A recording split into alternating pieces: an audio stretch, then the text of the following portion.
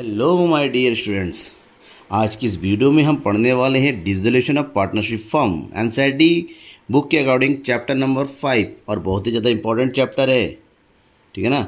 और सबसे पहले इस चैप्टर की इंट्रोडक्शन के बारे में बात करेंगे और उसके बाद question number 1 and question number 2 को भी सॉल्व करेंगे। बट हमें सबसे पहले समझना होगा डिसोल्यूशन आखिर होता क्या है। डिसोल्यूशन ऑफ पार्टनरशिप का मतलब क्या होता है, कौन कौन से अकाउंट सेटल होते हैं, कौन कौन से अकाउंट प्रिपेयर किए जाते हैं, उन सब चीज़ों के बारे में हम डिस्कस करेंगे एट फर्स्ट। उसके बाद क्वेश्चन को सॉल्व करेंगे। आपकी बुक का प्रैक्टिकल क्वेश्चन नंबर 1 एंड 2 आज फिलहाल। हाँ, चैनल को सब्सक्राइब नहीं किया आपने भाई अभी तक, तो सब्सक्राइब जरूर कर दीजिए और जो छोटा सा बेल आइकन है उसको भी दबा दीजिए। दबाने से क्या होगा, फ़ायदा ये है जितने भी वीडियोस मैं आपको लाऊंगा इस चैप्टर से रिलेटेड या आने वाले और चैप्टर से रिलेटेड, वो आपको लगातार उसकी अपडेट, उसका नोटिफिकेशन मिलता रहेगा और आप तुरंत वीडियो को देख के अपना कॉन्सेप्ट क्लियर कर सकते हैं। चलिए हम बिना किसी फालतू की बकवास करते हुए आगे बढ़ते हैं और पता करते हैं डिसोल्यूशन का मतलब क्या होता है। वैसे डिसोल्यूशन का मतलब होता है द एंड, यानी कि क्या करना, ख़त्म हो जाना, बंद हो जाना। और अगर बात होती है dissolution of partnership firm, partnership मतलब होता है पार्टनरशिप का जो बिजनेस होता है वो बिजनेस क्या हो जाता है, अब द एंड हो जाता है, ख़त्म हो जाता है। इसका मतलब ये हुआ। अब एक्चुअली में होता है क्या ना, ये जो सिस्टम है ये है जो पार्टनरशिप एक्ट है, पार्टनरशिप एक्ट 1932 के सेक्शन 39 के अकॉर्डिंग अगर पार्टनरशिप के ऑल पार्टनर्स, सारे पार्टनर्स जो है एग्री होता है, ऑल आर एग्री, अगर सारे एग्रीड है देन बिजनेस क्या हो जाता है, एंड हो जाता है, खत्म हो जाता है। और बिजनेस को ख़त्म करना, ठीक है ना, ही डिसोल्यूशन ऑफ पार्टनरशिप फर्म होता है। अब डिसोल्यूशन ऑफ पार्टनरशिप फर्म में दो टर्म आता है, एक तो होता है केवल और केवल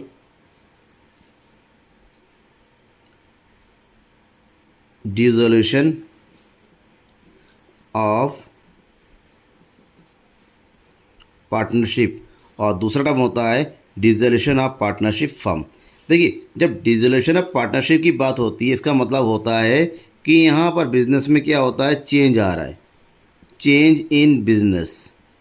क्या आ रहा है, चेंज इज बिजनेस, बिजनेस बदल रहा है। जैसे इसमें हो सकता है प्रॉफिट एंड लॉस रेशियो में चेंजेस हो जाए, हो सकता है इसमें एसेट्स एंड लायबिलिटी में चेंज हो जाए, हो सकता है इसमें एग्रीमेंट में चेंज ओनली चेंज होता है। और ऐसे में यहाँ पर इसको सेटअप करने के लिए रिवोल्यूशन अकाउंट बना दिया जाता है। बट फर्म का मतलब होता है चेंज नहीं होना, इसका मतलब होता है end of the business. Business यहाँ पर क्या हो जाता है, ख़त्म हो जाता है, एंड होता है। और ऐसे में बिज़नेस को जब ख़त्म करना होता है तो बिज़नेस में जो भी एसेट्स होती है, जो भी लायबिलिटी होती है, लायबिलिटी का पेमेंट करना होता है और जो एसेट्स होते हैं उसका रिलाइज करना होता है। रिलाइज का मतलब होता है सेल करके पैसे वसूल करने होते हैं, इसलिए हिंदी में इसको वसूली खाता भी कहते हैं और इंग्लिश में बोलते हैं रियलाइजेशन अकाउंट, रियलाइजेशन अकाउंट। ठीक है, रियलाइजेशन अकाउंट बनाया जाता है। अब ये अकाउंट कैसे बनता है, कौन कौन सी एंट्री होती है, किसको कहाँ लिखा जाता है, इन सब चीज़ों के बारे में समझना होगा। लेकिन आप सबसे पहले समझे, इससे पहले वाले चैप्टर में आपने क्या क्या बनाया, आपने रिवैल्यूएशन अकाउंट बनाया, रिवैल्यूएशन अकाउंट के बाद पार्टनर्स के कैपिटल अकाउंट बनाया, उसके बाद आपने क्या बनाया, बैलेंस शीट बनाया। बट इस चैप्टर में डिसोल्यूशन पार्टनरशिप में आपको शुरू करना है कहाँ से, रियलाइजेशन अकाउंट से। उसके बाद बनेगा आपका पार्टनर्स का कैपिटल अकाउंट। अगर पार्टनर ने लोन दे रखा है तो पार्टनर्स लोन अकाउंट बनेगा। एट लास्ट फाइनल पेमेंट के लिए यहाँ पर कैश या बैंक अकाउंट बन के बिजनेस क्या कर दिया जाता है, क्लोज कर दिया जाता है, बिजनेस अब खत्म। बैंक अकाउंट का मतलब होता है लेन देन पूरा कंप्लीट हो गया, सेटलमेंट हो गया, सेटलमेंट ऑफ द अकाउंट। और जैसे यहाँ पर बैलेंस शीट इक्वल आता है, वैसे इस टर्म में कैश या बैंक बैलेंस हमेशा क्या होना चाहिए, इक्वल होना चाहिए। अब कैसे तैयार करेंगे, इसके लिए आप लगातार आपको मेरे चैनल के साथ बने रहना पड़ेगा। प्रैक्टिकल क्वेश्चन को सॉल्व करते हुए मैं सारे चीज़ों को एक्सप्लेन करूँगा आज। लेकिन उससे पहले सबसे पहले समझता तो होगा कि रियलाइजेशन अकाउंट बनाते कैसे हैं। ठीक है, आखिर होता क्या रियलाइजेशन अकाउंट। तो रियलाइजेशन अकाउंट के बारे में थोड़ा सा डिस्कस कर लेते हैं, उसके बाद क्वेश्चन में आएंगे। रियलाइजेशन अकाउंट हिंदी में बोलते हैं इसको वसूली खाता। ठीक है ना। एक्चुअली में इसमें क्या होता है, बिजनेस के पास एसेट्स होते हैं और लायबिलिटीज होती हैं। लायबिलिटी का मतलब लायबिलिटी को दूसरों को क्या करना पड़ेगा, पेमेंट करना पड़ेगा। और जो एसेट्स होते हैं उसको क्या करके सेल करके पैसे वसूलने होंगे, तो इस चीज़ को बोला जाता है रियलाइजेशन, रियलाइज करना, इसको बोलेंगे रियलाइजेशन करना। इसका पेमेंट हो जाएगा, पेमेंट होके यहाँ से कैश जाएगा और यहाँ पर कैश आएगा। और इसके बीच में देखिए इन दोनों के बीच में अगर कुछ प्रॉफिट या लॉस होता है उसकी एंट्री, उसका एडजस्टमेंट कर दिया जाता है पार्टनर्स कैपिटल अकाउंट में सेंड करके। ठीक है, अब होता क्या है, इसका अकाउंट का पूरा फॉर्मेट क्या होता है वो भी मैं आपको एक बार दिखा देता हूँ। ठीक है ना, आपकी बुक में अगर खोलेंगे तो बुक में कुछ इस तरह से बन के आएगा रियलाइजेशन अकाउंट। सबसे पहला काम क्या होता है, जो भी एसेट्स आपके पास दिए होते हैं, जो भी एसेट्स है उस एसेट्स को सबसे पहले रियलाइजेशन अकाउंट के डेबिट साइड में उसकी बुक वैल्यू में, यानी कि जो भी वैल्यू दे रखी है उस बुक वैल्यू में ट्रांसफ़र करना होता है। देखिए यहाँ पर ये लैंड और बिल्डिंग ट्रांसफ़र हो गया डेबिट साइड में, debit side of realisation account. तो ये सारी यहाँ तक जो है सन्ड्री डेप्टर्स तक ये ट्रांसफ़र हुआ है, यहाँ तक ट्रांसफ़र हुआ है, ये सारे एसेट्स है। सेम उसी की तरह जितनी भी लाइबिलिटीज़ होती है जिसका पेमेंट करना होता है उसको रियलाइजेशन अकाउंट के क्रेडिट साइड में ट्रांसफ़र करते हैं। सन्डे क्रेडिटर्स हो गया, बिल्स पेबल हो गया, बैंक ओवरड्राफ्ट हो गया, प्रोविज़न आउटस्टैंडिंग हो गया, प्रोविज़न फॉर डाउटफुल डेब्ट्स हो गया, ये सारे क्या होते हैं आपके पेमेंट करने हैं। उसके बाद एक्चुअल में क्या होता है, उसके बाद जितनी भी लाइबिलिटीज़ है जिसका पेमेंट जितने जितने में हुआ उस सब की एंट्री करेंगे। और एंट्री क्या करें, या तो कैश या बैंक में, क्योंकि पेमेंट हमेशा कैश या बैंक से जाता है। लाइबिलिटी का पेमेंट कर दिया तो टू कैश या बैंक अकाउंट करके, चाहे क्रेडिटर्स का पेमेंट कर दिया, बिल्स पेबल का पेमेंट कर दिया, बैंक ओवरड्राफ्ट का कर दिया, सबकी एंट्री आप डेबिट साइड में कर दीजिए टू कैश या टू बैंक अकाउंट करके। अगर ऐसी कोई आइटम है जिसके बारे में लिखा नहीं गया, अनरिकॉर्डेड लाइबिलिटीज़ है, उसका भी पेमेंट करना होता है। ठीक है, उसके बाद अगर रियलाइजेशन एक्सपेंसेस है उसका भी पेमेंट करना होता है। उसके बाद डेबिट क्रेडिट साइड में आते हैं जितने भी एसेट्स है अपने लिखा है उसके बारे में सेल्स से रिलेटेड कोई इन्फॉर्मेशन है तो उन सबको क्रेडिट साइड में डाल देंगे, कैश या बैंक, क्योंकि इसको सेल करेंगे तो कैश या बैंक। कोई पार्टनर लेता है तो पार्टनर्स कैपिटल अकाउंट करके आता है। सेम यहाँ पर अगर लायबिलिटी का पेमेंट पार्टनर्स करते हैं तो उसको पार्टनर्स कैपिटल अकाउंट में ट्रांसफ़र कर दिया जाता है। ठीक है, सारे एंट्री होने के बाद हम दोनों साइड का टोटल करते हैं। प्रॉफिट होता है तो डेबिट साइड में profit transfer to partners capital account कर देते हैं, they are profit sharing ratio में। यहाँ पर ओल्ड रेशियो न्यू रेशियो नहीं, तो एक ही रेशियो दिया होता है उसी रेशियो में करते हैं, दैट इज़ ओल्ड रेशियो, कि न्यू तो होना नहीं है, पार्टनरशिप खत्म हो रहा है अब। नेक्स्ट, अगर लॉस होता है डेबिट साइड ज़्यादा है क्रेडिट साइड कम है तो उसको लॉस मानते हैं, इसको भी पार्टनर्स कैपिटल अकाउंट में डेबिट साइड में ट्रांसफ़र कर देते हैं। ठीक है, ये हो गया। अब इसकी कुछ एंट्रीज़ होती है, जो एंट्रीज़ होती है ध्यान में रखिएगा।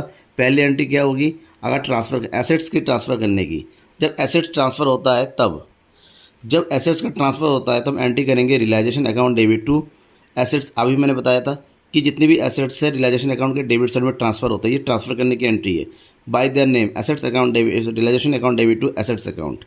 और उसके बाद दूसरी एंट्री करेंगे लायबिलिटी को ट्रांसफ़र करने की, liabilities account debit to realisation account, क्योंकि रियलाइजेशन अकाउंट के क्रेडिट साइड में ट्रांसफ़र किया जाता है।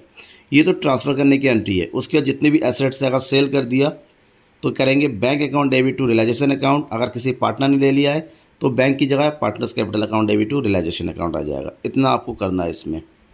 ठीक है, उसके अलावा दूसरी एंट्री, अगली एंट्री क्या हो जाएगी, अगर लायबिलिटी का पेमेंट किया है तो realisation account debit to bank account करेंगे। फिलहाल सारी एंट्री में विद एग्जांपल विद क्वेश्चन को सॉल्व करते आपको बताऊंगा, फिर भी आपको ये सब नोट करके रखना कि किस टाइम कौन सी एंट्री करते हैं।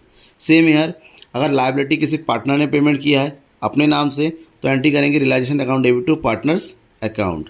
ठीक है, ये हो गया। तो ध्यान में इस चीज़ को रखना। हाँ, एक चीज़ और, अगर किसी लायबिलिटी का पेमेंट एसेट्स के थ्रू हुआ है और फुल सेटलमेंट हो गया तो उसकी कोई एंट्री नहीं करते हैं। मान लो आपके पास फॉर एग्जांपल क्रेडिटर्स है 80,000 और यहाँ पर डेप्टर्स है 70,000 और दोनों में तय हुआ कि क्रेडिटर्स डेप्टर्स का को फुल सेटलमेंट में इसको क्या कर लेंगे, टेक ओवर कर लेंगे, तो इसकी कोई एंट्री करने की नहीं, कि अपने में एडजस्ट कर ले रहे, ख़त्म हो गया। ठीक है ना, वहीं पर लिखा हुआ है कि डेप्टर्स जो क्रेडिटर्स होता है डेप्टर्स का आधा ले रहे हैं और आधा कैश ले रहे हैं, तो इसका 40,000 बिना एंट्री का चला जाएगा और 40,000 कैश की एंट्री करेंगे। दैट इज़ एंट्री क्या होगी, realisation account debit to cash account. ध्यान में ये रखना है कि आपस में सेटलमेंट होता है उसकी एंट्री करने की कोई ज़रूरत नहीं पड़ती है। ठीक है, रियलाइजेशन खर्चा होता है तो एंट्री करते हैं realisation account debit to bank account, क्योंकि पेमेंट करना होता है खर्चा। तो नॉर्मली सारी एंट्री हम इस तरह से करते हैं और उसके बाद प्रॉफिट एंड लॉस लास्ट में निकाला जाता है। सही जैसा मतलब होता है, अगर आप लायबिलिटी का पेमेंट कर रहे हो तो हमेशा रियलाइजेशन अकाउंट डेबिट ही होगा, और एसेट्स का बेच रहे हो तो रियलाइजेशन अकाउंट क्रेडिट होगा और पार्टिकुलर एसेट जो है डेबिट हो जाएगा। किस तरह से होगा, तो 2 क्वेश्चन करके बात करते हैं, 2 क्वेश्चन करेंगे। और रियलाइजेशन अकाउंट बनाने के बाद फिर कैपिटल अकाउंट बनाया जाता है, कैसे बनाया जाएगा वो भी अकाउंट को बना के सॉल्व करके मैं दिखाऊंगा। बट आज की इस वीडियो में केवल क्वेश्चन नंबर 1 और 2 जिसमें आपको एंट्री करनी है, जनरल एंट्री, राइट। अब चलिए सॉल्व करते हैं आपकी बुक का प्रैक्टिकल क्वेश्चन नंबर 1। ठीक है, क्वेश्चन नंबर 1 क्या है बुक में देखेंगे पता चल जाएगा। पहले बुक को क्वेश्चन को पढ़ना जरूरी है, क्योंकि क्वेश्चन समझ जाए तो आधा क्वेश्चन सॉल्यूशन तो क्वेश्चन में दिया होता है। Journalise the following transaction recording realisation expenses. जो रियलाइजेशन का एक्सपेंसेस है, ठीक है ना, उससे रिलेटेड कोई जर्नल एंट्री है। ध्यान में रखिएगा, रियलाइजेशन एक्सपेंसेस के पेमेंट करने के कई सारे कंडीशन है। बिजनेस के थ्रू पेमेंट हो सकता है, पार्टनर्स पेमेंट कर सकते हैं, पार्टनर्स पर्सनली कर सकते हैं, पार्टनर्स के नेम पे बिजनेस के थ्रू यानी कि पार्टनर्स के नेम पे पार्टनरशिप फर्म पेमेंट कर सकती है। तो अलग अलग कंडीशन में अलग अलग तरीके की एंट्री होती है। यहाँ पर 4 कंडीशन दे रखा है। रियलाइजेशन एक्सपेंसेस अमाउंटेड टू 2500, जहाँ पर अमाउंट का पेमेंट से रिलेटेड कोई कंडीशन, इसका मतलब फर्म पेमेंट कर रही है। क्लियर। अब इसकी एंट्री कैसे करेंगे, जब भी फर्म पेमेंट करे, ठीक है ना, जब भी फर्म पेमेंट करे तो उसकी सिंपल एंट्री होती है realisation account debit to realisation account debit to bank account या फिर कैश अकाउंट। सिंपल एंट्री करेंगे, यानी कि फर्स्ट की एंट्री करिए आप सबसे पहले। ए नंबर डेट तो दिया नहीं है, तो ये हो जाएगा आपका realisation account debit to bank account. Clear. तो उसके आगे अमाउंट कितना दिया हुआ है, अमाउंट दे रखा है 2500, यहाँ पर भी है 2500।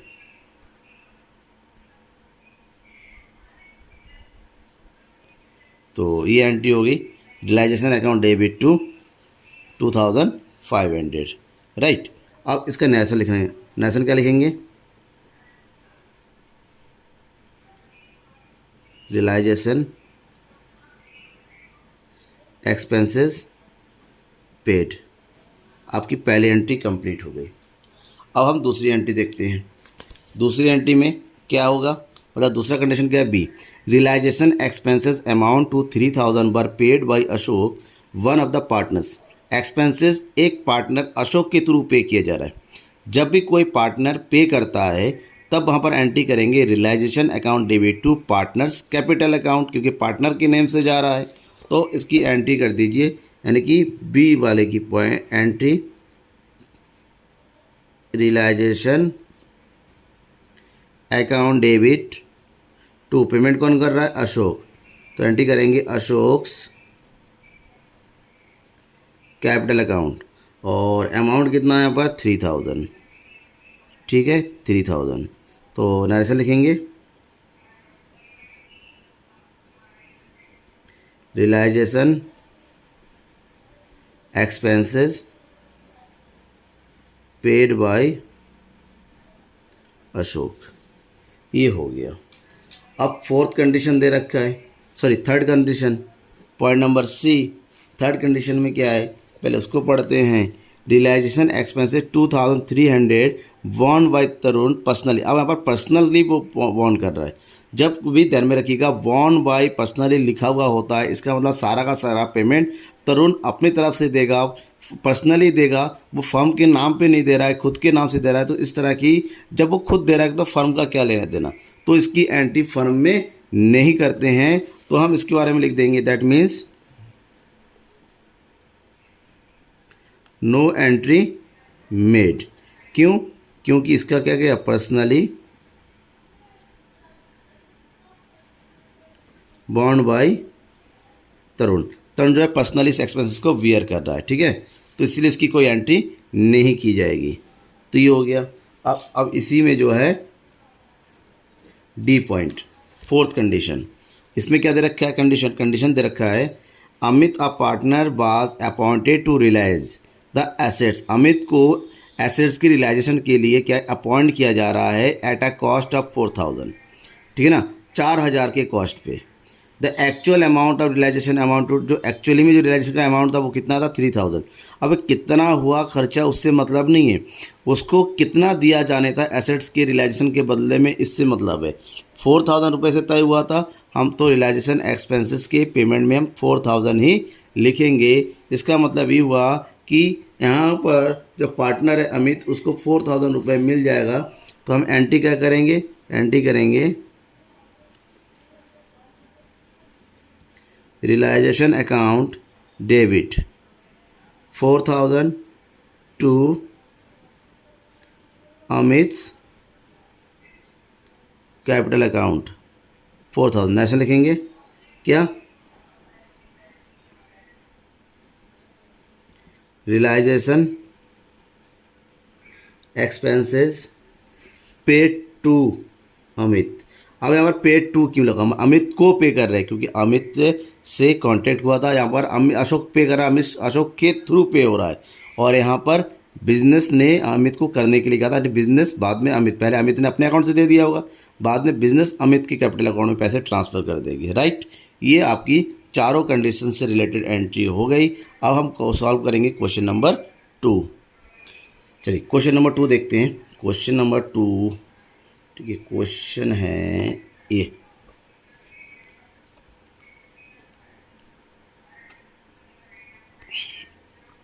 Record necessary general entries in following cases. यहाँ पर 3 केस दे रखा है, आपको जनरल एंट्री करनी है। पहला कह रहा है creditors worth 85,000 accepted 40,000 as cash and investment worth 43,000 in full settlement of their claim. एक क्रेडिटर्स था जिसको 85 रुपीज़ देना था, 85,000 रुपीज़, जिसने जो है कैश 40,000 ले रहा है और जो बचा अमाउंट है उसके बदले में वो इन्वेस्टमेंट ले रहा है। इन्वेस्टमेंट फुल सेटलमेंट में कंप्लीट हो गया, इसका मतलब अब अकाउंट में कुछ लेन देन नहीं है। तो ध्यान में ये रखना, जब क्रेडिटर्स इन्वेस्टमेंट ले रहा है 43,000 में, तो इसकी एंट्री करनी नहीं होगी क्योंकि आपस में सेटल हो रहा है। बट जो कैश जा रहा है बिजनेस से, उस कैश की एंट्री करनी होगी क्योंकि कैश बिजनेस में अलग से जा रहा है। सो इस 40,000 की एंट्री करेंगे, 43,000 की एंट्री नहीं करेंगे क्योंकि लायबिलिटी और एसेट्स आपस में क्या हो रहा है, सेटल हो रहा है। तो एंट्री जब करेंगे तो केवल कितनी एंट्री करेंगे, इसकी एंट्री होगी क्योंकि हम पेमेंट कर रहे हैं, ठीक है ना, वो भी लायबिलिटी की। तो आपकी एंट्री होगी a number, that is realisation account debit. Realisation account debit कितना पेमेंट करना है, 40,000 टू बैंक अकाउंट या cash account, to cash account. कितना पेमेंट हो गया, 40,000, ठीक है। अब देखिए 40,000 का पेमेंट हुआ, बट जब नरेशन लिखेंगे तो पूरा लिखना पड़ेगा आपने क्या किया। तो क्या किया है, creditors worth ₹85,000 accepted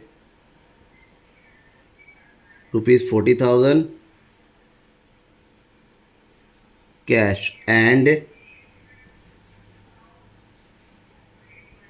investment worth 43,000 in their full settlement, ठीक है। ये आपकी पहले कंडीशन की एंट्री हो गई। अब सेकंड कंडीशन की बात करते हैं। सेकंड क्या कह रहा है, सेकंड में है कि creditors were 16,000 they accepted machinery valued at 18,000। Creditor 16,000 का था, उसने 18,000 की मशीनरी ले ली in settlement of their claim, settlement claim का सेटलमेंट करने के लिए। अब क्रेडिटर्स 16,000 में, मशीनरी 18,000, आपस में सेटल हो गया। तो जब आपस में ही सेटल हो जाता है, कोई किसी का एक्स्ट्रा भुगतान कैश में नहीं करना पड़ता है, तो ऐसे में इसकी एंट्री हम नहीं करते हैं। दैट मीन्स नंबर बी का, बी केस में कोई एंट्री नहीं करेंगे। दैट में लिखेंगे नो एंट्री मेड, कोई एंट्री नहीं होगी, ठीक है ना इसकी। क्यों, क्योंकि आपस में ही सेटलमेंट हो जाएगा, ठीक है ना। दैट मीन्स अब क्या लिखेंगे यहाँ पर, एंट्री नरेशन लिखेंगे creditors are full settled by machinery, machinery में ये फुल सेटलमेंट कंप्लीट हो गया। ठीक है। अब केस नंबर 3, तीसरा केस क्या कह रहा है तीसरे केस में, थर्ड केस में, creditors were 90,000 had accepted building valued 1,20,000। एक क्रेडिटर्स है जिसने बिल्डिंग, एक क्रेडिटर्स जिसकी वैल्यू कितनी थी 90,000 की, उसने 1,20,000 का बिल्डिंग ले लिया and paid cash to the firm 3,000, और फर्म को 30,000 रुपये कैश दे दिया, क्योंकि 90,000 का था, उसने 1,20,000 का बिल्डिंग लिया, यानी कि 30,000 उसके पास एक्स्ट्रा आ गए, तो उसका पेमेंट वो कैसे कर रहा है, कैश। तो 90 का 90 के साथ साथ तो वो हो गया, सेटल्ड हो गया, एडजस्टमेंट हो गया लायबिलिटी और एसेट्स का आपस में। लेकिन जो 30,000 का एक्स्ट्रा पेमेंट हो रहा है क्रेडिटर्स के थ्रू, उसकी एंट्री करेंगे हम 30,000 मिलने की। जब भी पैसा मिलता है तो हमें क्या एंट्री करते हैं, यहाँ पर पैसा आया मतलब cash account debit to realisation account 30,000। Clear. आप नरेशन लिख दीजिए, नरेशन पूरा लिखिए। Creditors worth ₹90,000 accepted building worth 1,20,000 and returned ₹30,000 in cash. ये कंप्लीट हो गया। ठीक है, क्वेश्चन नंबर 2 भी हमारा कंप्लीट हो गया। ठीक है, अब उसके बाद नेक्स्ट वीडियो में मैं आपको नेक्स्ट आगे के जितने भी क्वेश्चन बचे हैं बाकी करूँगा 1 बाय 1। ठीक है ना, जितना पॉसिबल होता है उसके लिए। चलिए, थैंक यू बने रहने के लिए मेरे वीडियो के साथ, और सब्सक्राइब जरूर कर लीजिएगा और शेयर करना मत भूलिएगा।